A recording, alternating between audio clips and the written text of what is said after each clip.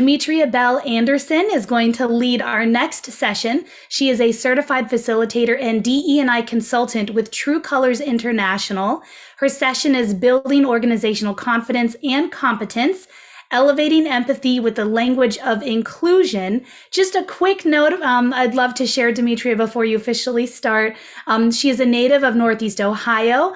She's a higher education professional whose career has spanned 2 decades on college and university campuses from the East Coast to the Midwest, with experience in multicultural development, academic support services, residence life, campus activities, student leadership involvement, sorority, fraternity life, student government advising. Demetria served as the first African-American female elected to chair of the board of directors for the National Association of Campus Activities. So a little bit about Demetria. With that, I will hand the mic over to you. Awesome. Thank you so much. Can you hear me okay? You sound great, and I can let you know when your presentation is up as well. Excellent. Thank you very much. All right. So presentation up. Presentation is up. If you just put it in a presentation mode, you'll be perfect. Awesome. Thank you. Thank you. Oh.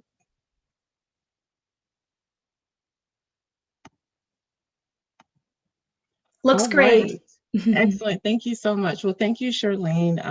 As Charlene mentioned, excuse me, my name is Demetria Bell Anderson, and my pronouns are she, her, and hers. And I'm so excited to be with you all today to share a little bit about True Colors and how we can use that within our organizations to elevate empathy, specifically with the language of inclusion. So I am here in Milwaukee, Wisconsin, and I definitely want to make sure that I do the land acknowledgement for the land on which I stand. And we acknowledge in Milwaukee that we are on the traditional Potawatomi, Ho-Chunk, and Menominee homeland along the southwest shores of Michigami, or the Big Lake, North America's largest system of freshwater lakes, where the Milwaukee, Menominee, and Kinnickinnick rivers meet, and the people of Wisconsin sovereign Anishinaabe, Ho-Chunk, Menominee, Oneida, and Mohican nations remain present. So just to give you a little bit about our roadmap for today, I'm going to introduce you to a few folks by the name of Marcus and Karen. Then we're going to walk through the first steps toward inclusion, looking at empathy, common language, shared experiences. We're going to do some real life discussion, and then we'll have hopefully some time for Q&A. So up next, my first question for you all, quick question, just drop in the chat for me your responses, your level of familiarity with True Colors. Letter A would be, I've heard of it. B, I've completed the assessment. And C, I've never heard of it, but tell me more. So again, please drop in the chat, quickly use your thoughts, A, B, or C. Where do you land with True Colors? So to tell you a little bit more about True Colors, just over 40 years ago, this phenomenal tool was established by Don Laurie, actually in 1978, where he took a look at and theoretical influences from Hippocrates, Jungian psychology, Myers-Briggs, Kiersey, and Bates. And with True Colors, Don Laurie created the 4 color types. I'll tell a little bit more about the color types as we get further into the conversation. But about my story with True Colors, I was introduced to it just about 10 years ago, where I had the opportunity to become a certified facilitator. In my time as a certified facilitator, I have facilitated for high school students, college students, for bipartisan public affairs strategists, senior leadership in the banking industry, college and university administrators and faculty and staff, as well as leaders within the nonprofit environment. So I'm going to tell you a little bit more about True Colors. So let's get into it. What you'll see here are the 4 color spectrum, or the 4 colors in our color spectrum. And this is a part of the presentation that we do. So through our various True Colors workshops, our talented team of facilitators provide engaging, experiential, and edutaining 3.5-hour sessions that teach us and you all how to emphasize the value of differences and learning how to lead with creating unity. Our premise specifically speaks about understanding ourselves, understanding others, as well as valuing differences. And on the cards that you'll see up on this screen here, it'll tell you a little bit more when you actually take the assessment. But the orange cards, or the folks who have the orange as their brightest color, are skillful. The folks who have gold as their brightest color are known for their responsibility and how they do what they do. Our green individuals are the ones who think of in terms of the visionary. And then our blue folks, our blue friends, are those who lead from the heart. So I really wanted to give you just a quick overview about true colors, and hopefully as we get further into the dialogue, it'll make a little bit more sense for you if you're not familiar. So we're going to talk now about Marcus and Karen. And as we are still kind of all living and working, many of us still remotely, I just dropped in this water cooler conversation. Some folks are going back home or going back to work because they just kind of missed hanging out at the water cooler. So if we're thinking about Marcus and Karen, it's important to note that this is born out of an article that was written for the Harvard Business Review, entitled Diversity and Authenticity, by Phillips, Dumas, and Rothbard. Now, I'll tell you, I don't know Marcus or Karen personally, but I do know those are not their real names. And I do believe I know their story, and their story could be my story or your story. So here it is with Marcus.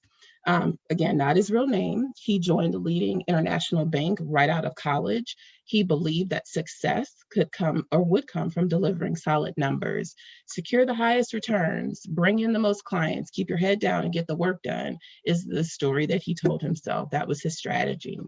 For years, Marcus did just that, receiving awards for his exemplary work on complex deals. But despite earning the best performance ratings in his group, he kept getting passed over for promotions. One day, Marcus worked up the nerve to ask his boss why. And what he was told is, well, you're really good at your job. But the problem is, the partners really don't feel like they know you very well. That's what he told him. And Marcus acknowledged the criticism. And he just kind of said, well, I was simply afraid to open up. So nothing about that series of events makes it obvious that Marcus is African American. He is, and in our experience from the authors, backed by their research, his ethnicity played a role in his discomfort with opening up at work. So that's Marcus's story. Moving on to Karen's story. Consider a woman, we'll call her Karen, a well-educated professional who recalls a conversation at a birthday party that her colleagues threw for her. A white coworker asked, well, what'd you do for your birthday? And Karen replied, I went to a concert with my husband and some friends. The coworker asked them, well, the logical follow-up question, well, who did you see? Karen had seen an artist who was quite popular among her group of friends. She assumed the colleague wouldn't be familiar with the artist, so she just kind of said, you wouldn't know him. Then quickly pivoted to a new topic. This may sound like an innocuous exchange, but years later, the authors mentioned Karen remembers this event and her time in that company as being very significant. And why is because she said, if I'm not comfortable with who I am, the music that I like, and the places that I like to go to, how can I expect my coworker to value me for who I am? And then she kind of said, well, what's so wrong with being familiar or being excited about that particular artist? So when you think about who Karen and Marcus are, think about then if their colleagues and them had walked through what we like to think of as the True Colors experience. So I'll talk to you a little bit about, if you visited our booth so far today, you've seen the first steps toward inclusion, where we talk about empathy, common language, and shared experience. So what if Marcus and Karen and their colleagues had experienced the True Colors experience? In a follow-up to the article that I just mentioned, the Harvard Business Review IdeaCast actually caught up and spoke with Catherine Phillips, who was one of the authors of the article. One of the things that they mentioned was, well, what happens when the remarks, right, that the colleagues were making about Marcus were starting to stray into the personal or vague, or they were often coded with cultural and loaded assumptions, right? So with Marcus being an African-American male, there was some thought and concern as far as, well, he just doesn't quite fit in here. So when you hear those types of things, how do you stop that? When you hear we don't feel like we know him, or he's just not a good fit. Well, what does that mean, right? And we encourage folks to think through that. When we paraphrase or think about another part of the conversation during the idea cast, Catherine mentioned that there's an assumption that we all have as people. It's a normal kind of assumption that people from the same, I'll use the term here, backgrounds, or think about any of the diversity data points. So that might be visible or invisible diversity, equity, and inclusion components of who, or intersection points for individuals. But anyway, what if we are, let me start that over. It's kind of normal. It's kind of a normal of an assumption that people from the same, again, my word here is background, will actually think the same, that they will like the same things, that they will find it easier to connect with one another. And people from different backgrounds will automatically think about things differently, will not like the same things, will have different attitudes. And while some of that may be true, as we know, the thought here is that we're understanding when we go into these interactions with those assumptions, those influence the way that we behave, they influence what we say, how we interact with others, and how open we are willing to be with other individuals as well. And then someone actually, the person who was interviewing her, Kurt, asked the question and kind of said, well, so it sounds like finding out what someone else does and that surprises you, that can be a good thing. And I think that is truly the beauty of the diversity, equity, inclusion, and belonging in the workplace. So if we continue, pop quiz, I want you to think about, when you think about empathy in your place of business, what does empathy look like? What does empathy sound like? What does empathy feel like? Just drop a couple responses in the chat. Again, what does empathy look like, sound like, and feel like in your organization? What True Colors provides when we talk about empathy is the opportunity to elevate that empathy, which everyone believes and understands is the key to actually unlocking implicit bias. So in the case of Karen, if you all were with us earlier this morning, remember the immersion simulation where the team member was being criticized, or the team member who was up for promotion was being criticized or characterized as being aggressive or difficult. Well, what if her colleagues approached their interaction from a place of empathy when they were discussing that promotion? I'll tell you all, I recently started practicing yoga, namaste. And one of the components of yoga at the very end, my yoga instructor always gives us that space and tells us, I honor the place in you that is the same in me. And I honor the place in you of love, light, peace, beauty, and truth within you, because it is also within me. I honor that place in you so much so that when you are in that place in you and I'm in that place in me, there is only one of us. So when you think in terms of empathy and how can empathy actually be utilized in diversity, equity, and inclusion work and efforts, it really does have us center ourselves so that we are able to see those things that are great about us, that are also in the person or individuals that we are also interacting with. Another pop quiz. So common language, that's another one of our first steps toward inclusion. When you think about your organization, what is your organization's common language? Who are the teachers of this language? And what is the frequency or fluency, of this language? Again, just drop some thoughts in the chat there. When we talk about common language, if you all remember earlier this morning, our opening keynote, Charlene Thomas spoke about communication, and that's really what this common language component is about.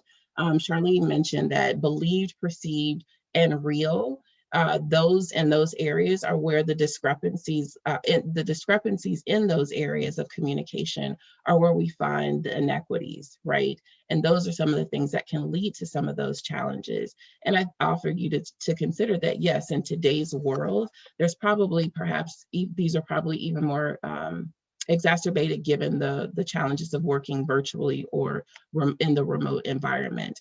What we know with True Colors is that communication is key, and understanding how you communicate, and understanding how others perceive and receive your communication as well as knowing and acknowledging the story that, I'm telling myself. If you all follow Brene Brown, these are all absolutely the components of confident and competent diversity, equity, and inclusion professionals.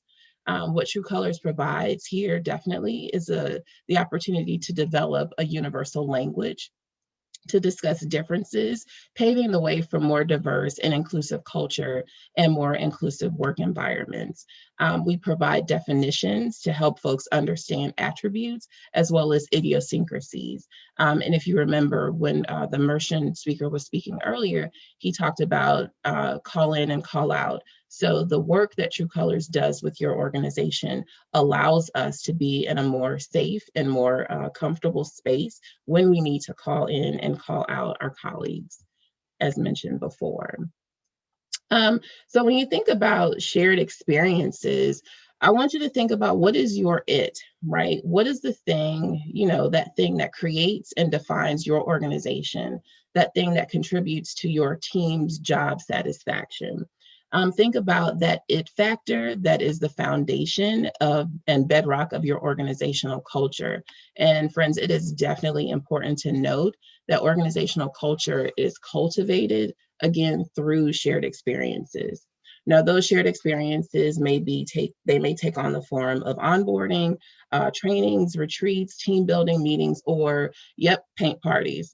This is actually a picture of me during my term as immediate past chair of the board of directors. And here I'm pictured with my board colleagues and members of our national office staff at a scheduled board bonding event that was held during one of our summer board of directors meetings. We had just completed the True Colors assessment at a previous meeting, and our planning committee thought that this would be kind of a fun play on words to continue that conversation while doing some bonding. So I ask you to think about, what do you notice about the picture, right? Feel free to drop some thoughts in the chat. But when you look at this picture, yes, the smiles are there and definitely the genuine camaraderie. We had such a great time doing this, but I invite you to take a closer look at the artwork. While we were all together, following the same instructions, with the same objective, we arrived at the final product together, but with a little bit of a different perspective. If you see how all of those pictures, they look the same, but they are unique and different. This, again, friends, is the importance of the shared experience. So when we think about or if you remember earlier today, again, our opening keynote, a lot of nuggets were there. If you think about how she talked about operationalizing diversity, equity, and inclusion in our companies, one of the questions that she asked is, well, how did that organization or that particular experience make you feel? So that's the importance of the shared experience. And through our first step to inclusion, True Colors team members come together, or True Colors allows team members to come together in a very fun and interactive way. We are able to break down barriers by building up one another. We feel a sense of collective accomplishment, and we set a foundation for genuine relationships to be built for necessary and honest dialogue. So again, that shared experience is very, very important. So again, another pop quiz. What are the shared experiences that are provided from members of your organization? And again, what is the timing and frequency of those experiences?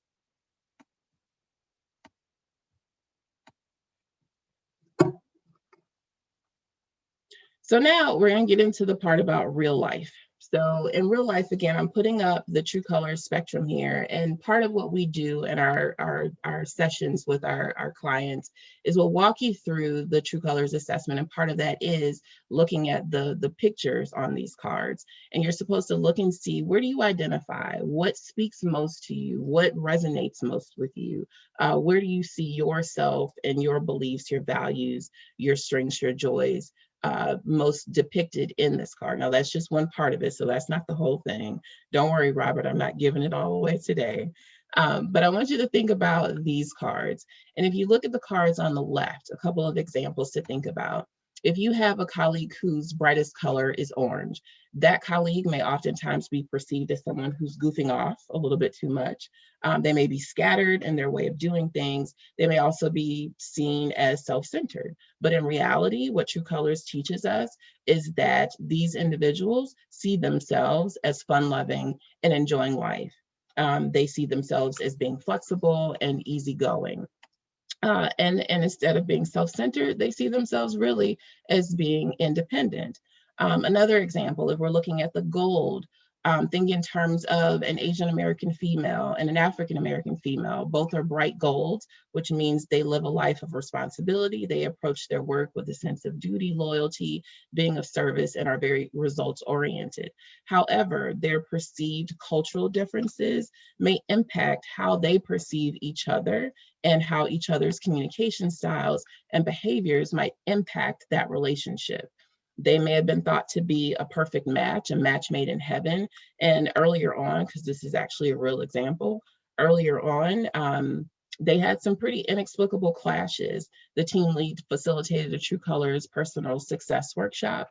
And then from there, the empathy, the common language, and the shared experience that they learned and gained through that workshop really put them on a path for a much improved and stronger working relationship. So with that, I'm going to go into another real life example. I actually had the opportunity earlier this week of connecting with Charlene. So I'm going to stop my screen share here, and I'm going to invite Charlene to come up and talk with us a little bit about her True Colors experience so far. So Charlene, you ready? I think I'm ready as I can be. So, Shirley, I'm going to turn the tables on you and interview you really quickly. Can you tell our participants a little bit about what was your experience once you reviewed, once we walked through your personalized assessment? So I loved my personalized assessment, and I do need to be honest with people. I love assessments in general. I always find something new about myself, my communication style, my leadership style, what stresses me out, what makes me happy. And so I always take assessments when I have the opportunity. So it was nice to see this one from True Colors International. The colors are helpful. I don't. Can I tell everyone what I received? So I received blue. And I'll let Demetria expand a little bit more about the colors. I think blue was my primary color. And then interestingly enough, I had equal results in all three other colors, which I was really proud of because I felt like that showed that I did have the capabilities and I did have some strengths and also some weaknesses within the other characteristics or personality areas. So I truly enjoyed it. And I think that it always, even though some things may be repetitive where I've seen it before in previous roles or jobs, like it's nice to see it again. And also it's nice to see changes. So that's something that Demetria and I spoke about was I saw more gold. And I think in years past, I don't believe I tested with more of those personality traits. And what it told me was that maybe I'm growing and that I'm developing new behaviors and new traits. So let me toss it back to you. You know, what else could I explain about my assessment? Because I could go on forever. Well, so I want you to talk. So in our conversation, we talked a little bit about how you were starting to recognize the things that when we discussed the reframing component, Mhm. recognizing how your team might interpret some of the things that you do, some of the interactions that you all have. So can you talk a little bit about that? Yeah, I mean, something that's helpful, and I mentioned it earlier, is that, you know, I am a team leader, so I do have people on my team. And what's helpful is just seeing this and understanding the strengths, the weaknesses, and seeing how we can enhance communication, understanding those stressors, avoiding those stressors, and understanding again how to work with a team.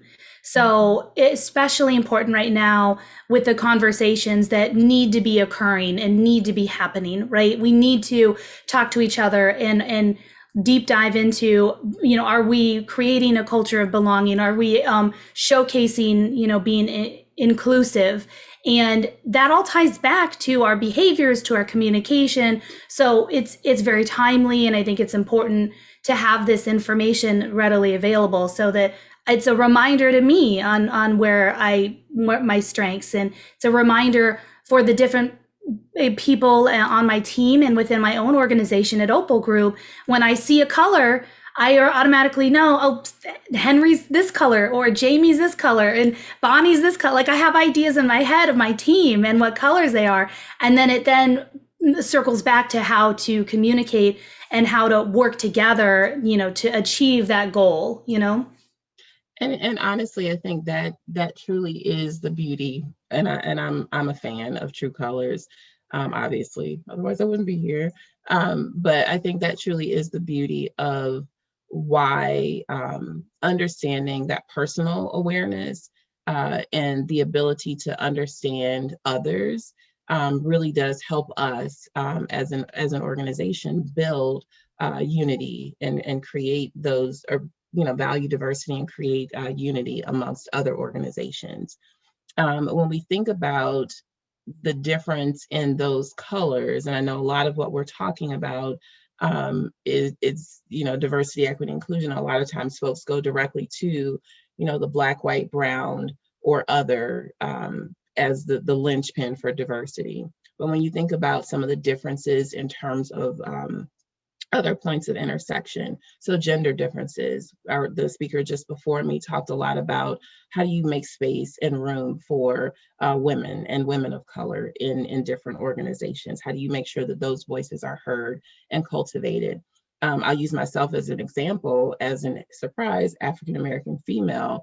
One of the things that my entire life I've always had to be aware of, and others sometimes made me more aware of it, is the trope of the angry Black female. So when I'm interacting with other colleagues or other team members, if I'm a team lead, then I'm very aware, I'm very cognizant of what my presence, right, with all of this, how this shows up. But what True Colors allows us to say is, well, because I'm a bright gold, right? And we talked about gold being duty bound and responsible. The other side to gold, folks may see that as being angry or bossy. Well, but that's not true. That's me being someone who is aware of and familiar of what structures need to be in place, what levels of organization need to happen in order for things to keep moving. So part of what True Colors does is it gives us that language to better understand and also reframe what it is that others might be thinking about us. But it also shows us how we're showing up, or how we're being perceived by others. So I know I want to leave a couple minutes for questions.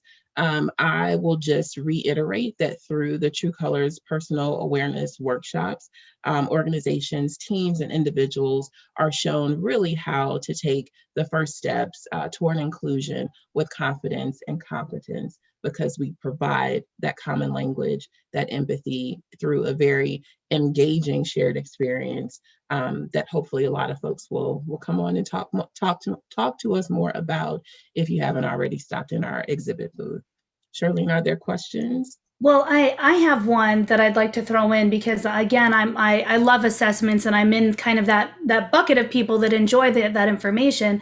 But in what ways is it beneficial, even for people who don't necessarily love assessments, right? But because we've talked about the importance of having that information, creating that starting line. So for leaders, how can that be beneficial to everyone, even when people may not want to volunteer right away for an assessment? Mhm. Yeah, no. So I think the special part about True Colors is that it really gives us an opportunity to do something beyond just the assessment, right? So you can take those things all day, but what happens when you have the True Colors experience, as I like to call it, is you'll have a certified skilled facilitator to come in to really work through this with your team. And when you look at folks who are thinking, well, that may not be me, we have ways of connecting with them to make sure that they're getting as much out of that experience as possible. Everything that they need to know to have a better sense of understanding about how they will work together with their team. And I think part of the most important part of that is it's also giving them that lens for other people, for them to see how other people are viewing them, if that makes sense. No, it makes sense, because actually the question, we just got an audience question that kind of ties into that one that I threw at you, Demetria, and that is, how can everyone find out more about the training services of True Colors? Because as you mentioned, we can take assessments all day, but having that added layer that can explain even sometimes the results that we may not understand. So yeah, how Yeah, can for people sure. find the training services? Yeah, absolutely. So there are a couple of different ways that we can go about that. So you can bring in, like, contacting True Colors International, and we can bring in virtually or in person in some situations a certified facilitator. But True Colors does also offer opportunities for organizations to have someone trained to become a facilitator for their particular organization. If you visit our exhibit hall, my friends there will definitely be able to give you some more insight about how to schedule those. But it definitely is. And like I mentioned before, the sessions are 3.5 hours long. Um, and the time really goes by very quickly. And when I tell you, I've worked with all different types of individuals who think, oh, this is going to be boring or it's going to be too much. No, it never is. And they are always surprised when I'm like, okay, we're done. Last slide, we're done. Because we really do create through experiential. So there's some group work, but then also through our edutainment, and that's the part where I like to call it blinding work. We're really taking some exaggerated looks at some of those idiosyncrasies that are in each one of the brightest color spectrum, or brightest colors within the spectrum, so that you're able to really kind of poke fun at yourself, but then learn from that experience as well. But great question. Thank you. I believe we have time for one more, and this one is another one that pops into my head. You know how, for organizations that haven't uh, utilized assessments before, how important are they right now, given that a lot of organizations are still having a hybrid workforce? Some people are working from home. Companies are working on a return to office strategy that maybe will be rolling out over the next 6 months or so. And we have been living in a pandemic over the last year. So, Mhm. how important is it for companies to integrate something like this now? Because we have all gone through so many changes in the last 12 months. Yeah, no, that's a great question. And I will share, I've done literally since the pandemic, I've facilitated True Colors probably 5 times, virtually 4 of those times, and in person 1 of those times. So literally in the past 365 days, I've had the opportunity to, as we like to say, colorize or spread the magic of True Colors across the country. And I think it's really important now, because what True Colors does is it forces us to look at who we are as individuals first. Who we are, understand who we are, but then we also have that opportunity to look at and get to know our colleagues in a different way, right? So, and the other part about it is you'll also start to develop that common language of saying, okay, well, Charlene, you're very blue right now, right? I see your blue coming through. Or someone can say, well, Demetria, let's talk about that gold.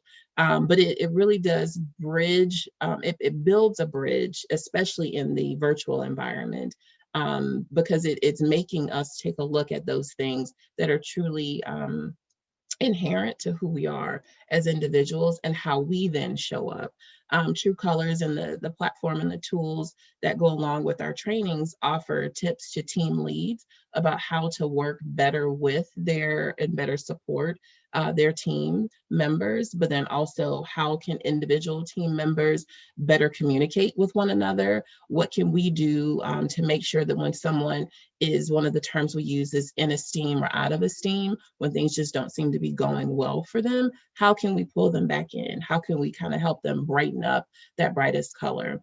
Real quick, the last thing I'll mention, the 4 colors, they're all within us. So yes, you have a brightest color, and then all the 3 others for you are tied, but in different situations, especially working remotely or returning to work, depending on the nature of the role, we will learn and teach how to pump up those not so brightest colors because they're all definitely there. So thank you.